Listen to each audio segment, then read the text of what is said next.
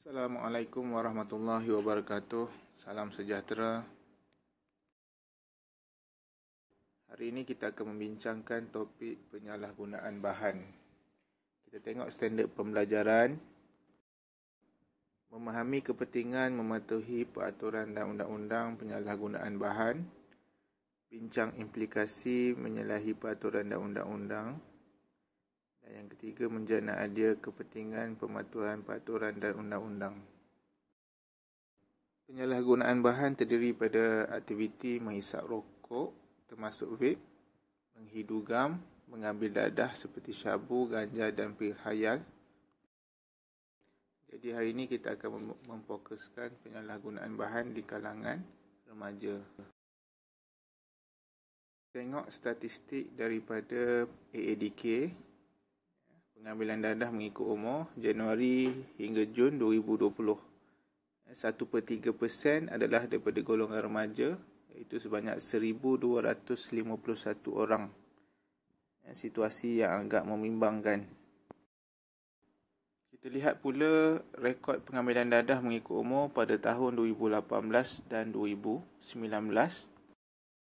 Remaja yang berumur 16 tahun, 17 tahun dan 18 tahun yang paling ramai terlibat dalam pengambilan dadah. Ini beberapa keratan akhbar yang disiarkan menunjukkan kes penyalahgunaan bahan di kalangan remaja membimbangkan. Seterusnya kita akan lihat akta dan undang-undang yang melibatkan penyalahgunaan bahan. Yang pertamanya ialah Akta Dadah Berbahaya 1952, pindaan 1998. Di bawah akta ini ada Seksyen 39B untuk kes pengedaran dadah, di mana kesalahannya bergantung kepada jenis dadah. Contohnya memiliki 15 gram atau lebih heroin atau morfin. Jadi hukuman dia mandatory, hukuman gantung. Bayangkan 15 gram sahaja heroin boleh dijatuhi hukuman gantung sampai mati. Atau memiliki 200 gram atau lebih ganja pun hukuman yang sama jika sabit kesalahan. Seterusnya kita ada 39A-2. Hukuman dia tidak kurang 5 tahun penjara atau dipenjara seumur hidup dan diwajibkan tidak kurang 10 sebatang rotan. Kemudian 39A-1 tidak kurang 2 tahun penjara tetapi tidak lebih 5 tahun dan diwajibkan rotan. Ada juga Seksyen 15 iaitu memasukkan dadah, heroin atau morfin ke dalam badan. Penjara tidak lebih 2 tahun atau denda tidak lebih RM5,000. Biasanya kalau kesalahan pertama, mungkin akan dirujuk kepada AADK. Biasanya akan dihantar ke pusat-pusat pemulihan yang di bawah AADK. Seterusnya ialah Akta Racun 1952. Biasanya bahan yang disalahgunakan tetapi tidak dikategorikan sebagai dadah akan didakwa di bawah akta racun. Ini adalah contoh bahan yang didakwa di bawah akta racun, iaitu daun ketum. Daun ketum ni bahan aktif dia ialah metragenin yang disenaraikan dalam jadual ketiga racun, bahan-bahan psikotropik. Jadi segala aktiviti import, ekspor, penghilangan, penjualan dan pemilikan adalah salah . Hukuman dia denda tidak melebihi RM10,000 atau penjara tidak melebihi 4 tahun atau kedua-duanya sekali. Remaja yang terlibat dengan jenayah dadah biasanya akan dibicarakan di Mahkamah Juvana dan kemudian dihantar ke sekolah pemulihan akhlak seperti Henry Gurney dan akan menjalani hukuman di sana. Apakah implikasi penyalahgunaan kepada remaja?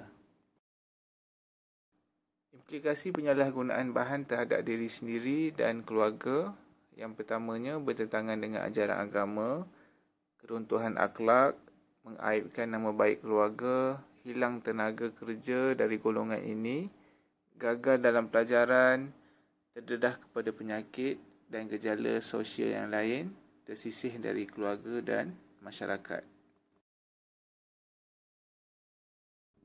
Seterusnya ialah implikasi penyalahgunaan bahan terhadap masyarakat dan negara. Yang pertama, tidak ada generasi pelapis pemimpin negara. Yang kedua, negara mungkin dijajah sekali lagi. Yang ketiga, keruntuhan akhlak dalam kalangan masyarakat. Aktiviti jenayah pun bertambah. Yang kelima, masyarakat tidak aman dan tidak stabil berikutan daripada jenayah yang meningkat. Yang kelima, dasar-dasar kerajaan sesebuah negara akan terbengkalai. Sebab apa? Ramai pelapis-pelapis negara dimusnahkan oleh pengaruh dadah. Seterusnya, mengapa kita perlu mematuhi peraturan dan undang-undang? Yang pertama, menjaga hak asasi individu.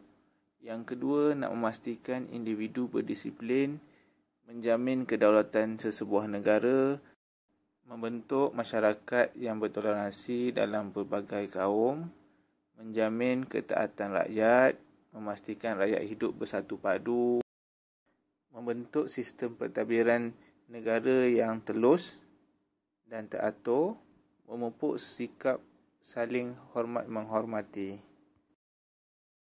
Sebelum kita berakhir, saya kongsikan satu video daripada pengalaman remaja yang terlibat dengan penyalahgunaan bahan. Bismillahirrahmanirrahim. Assalamualaikum warahmatullahi wabarakatuh. Sekarang kita berada di Hulu Langat, rumah sahabat, untuk kita nak jumpa beberapa kawan-kawan kita yang menghadapi isu dadah. Jom sama-sama kita saksikan.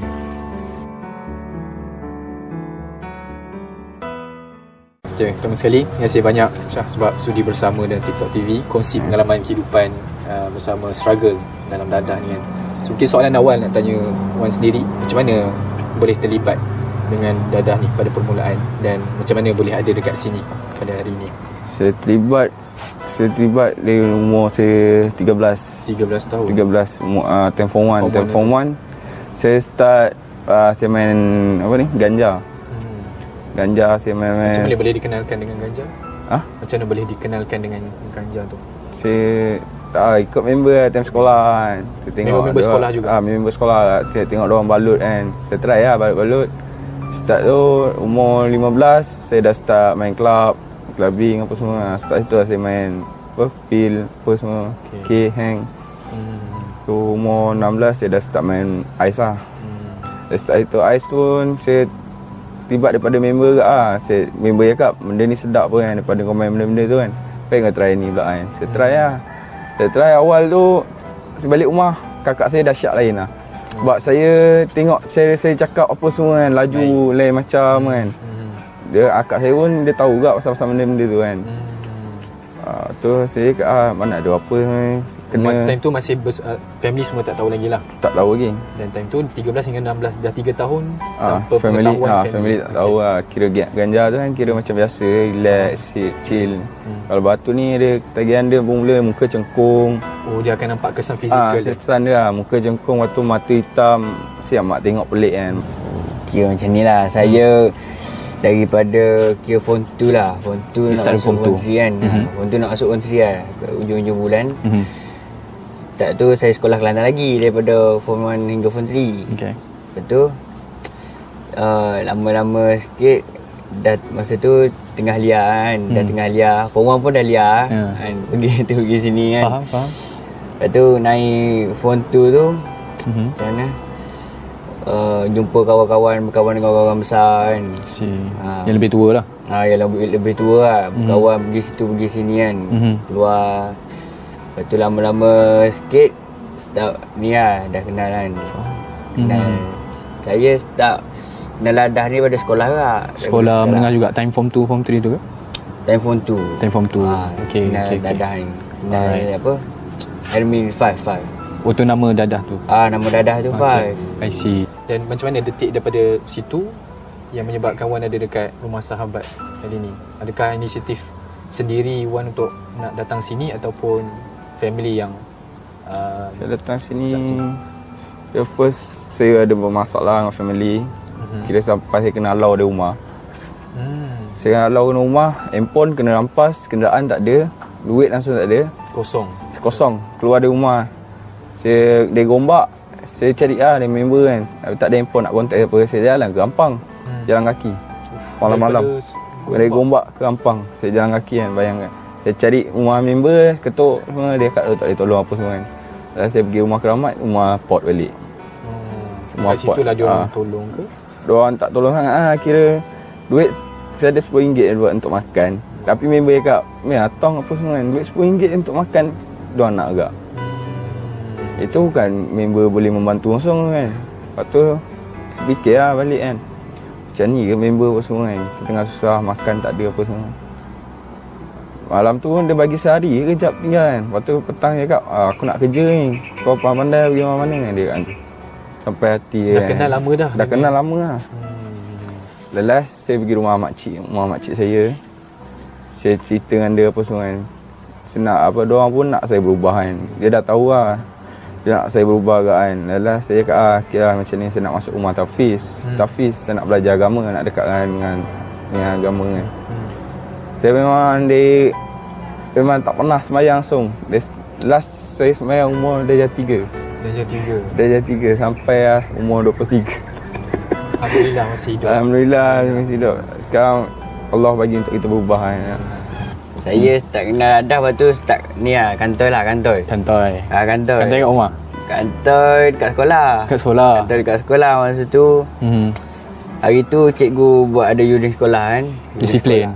Unit sekolah? Urin. Buat test urin. Satu sekolah buat?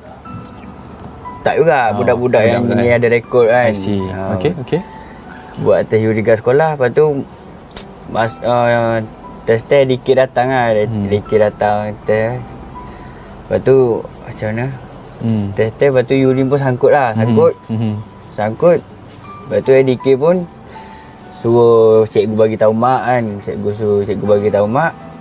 Wan bagi tahu mak sendiri? Tak bagi tahu. Cikgu yang bagi tahu. Cikgu lah kan. Menarik juga. Hari tu juga mak datang. Cikgu bagi tahu dekat mak pun datang kan. Hari yang sama ambil urin test tu? Hari yang sama. Okay. Sebab kena pergi pejabat DK, kena buat apa? Laporan lah. Kena buat sign PS. Macam kena lapor diri lah setiap minggu kan. Lapor diri setiap minggu. Lepas tu tiba-tiba satu malam tu 14 hari bulan 2 kami hari Jumaat. Ingat lagi tarikh? 14 hari bulan 2. Tiba-tiba baru balik ambil barang pukul 1 pagi. Tiba-tiba pelik mak call kan. Balik awal sikit malam ni pukul 1 pagi sampai rumah. Baru nak isap lah, barang tu. Buka tingkat tengok ramai orang kat depan rumah. Okey. Ramai. Menarik. Tadi kita nak cuba telitikan balik kehidupan Wan, macam mana boleh start tu. Wan ada cerita berkaitan dengan jumpa dengan kawan-kawan yang lebih tua. So macam mana, apa yang mereka buat dan macam mana Wan boleh terdorong untuk follow diorang sehingga kan sampai ke peringkat ambil dadah tu sendiri. Apa yang diorang buat sehingga kan Wan rasa macam seronok nak bersama, nak ikut. Diorang tak ada buat apa, cuma apa, saya jenis ikut kan. Biasa lah masa budak-budak kan, rasa nak ikut, nak rasa tu, nak rasa ni kan. Ramai kawan-kawan tu bukan kawan-kawan sekolah lah, dia lebih pada Wan di luar sekolah ada ikut mereka. Kalau lebih daripada ni luar sekolah. Dekat luar sekolah lah kan. Dalam sekolah tak ada. Dalam sekolah pun kawan-kawan yang bayar saya pun nasihat saya, cakap berhenti lah kan. Kau dah macam bukan orang lah, aku tengok ni kan. Cakap macam tu, ada support lah dia cakap. Tapi saya tak dengar. Time tu sebab tengah high ke apa? Sebab tak sedar aku ada. Sedar. Cuma kita rasa apa yang kita buat semua betul.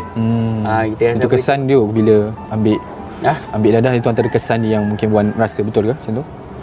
Dia rasa kita nak mengelak daripada orang tu. Kita rasa kita betul. Kita nak buat teruskan apa yang kita ada kan.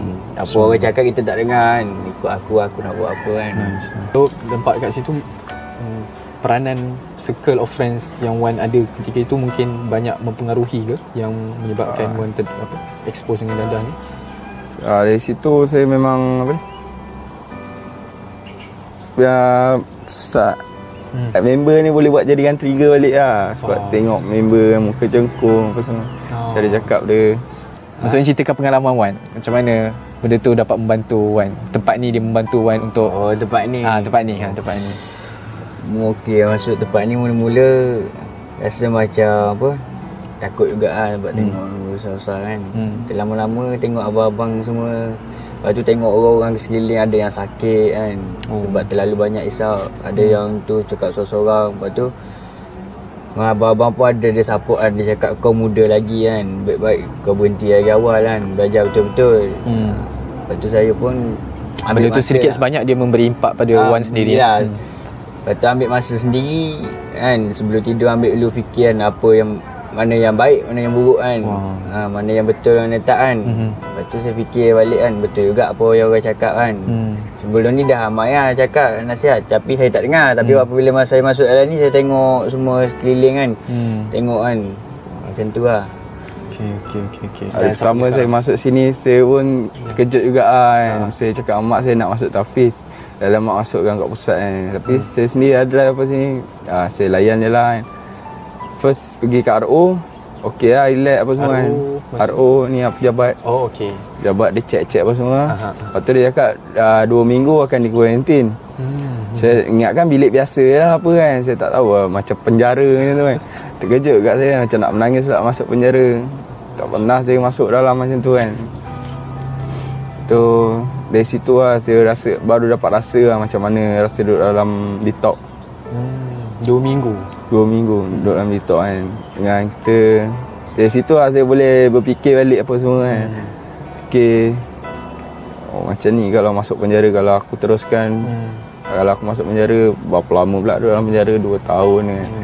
Ini baru detox 2 minggu je saya dah tak tahan. So habis 2 minggu tu, kemudian apa yang berlaku dekat 2 minggu tu, dari dalam detox tu lah, saya tengok ada member saya sembahyang kan. Time tu saya tak tahu pasal sembahyang apa semua kan. Dah lama kan. Saya belajar dia kan, belajar nak tanya apa kan.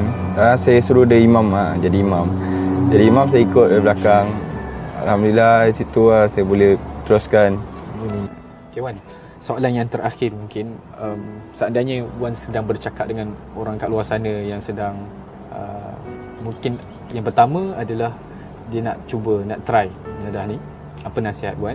Dan untuk orang-orang yang dah terlibat dengan Nadah, yang nak cari jalan keluar, cari jalan pulang, keluar daripada masalah dadah ni, apa nasihat Wan untuk dua golongan ni?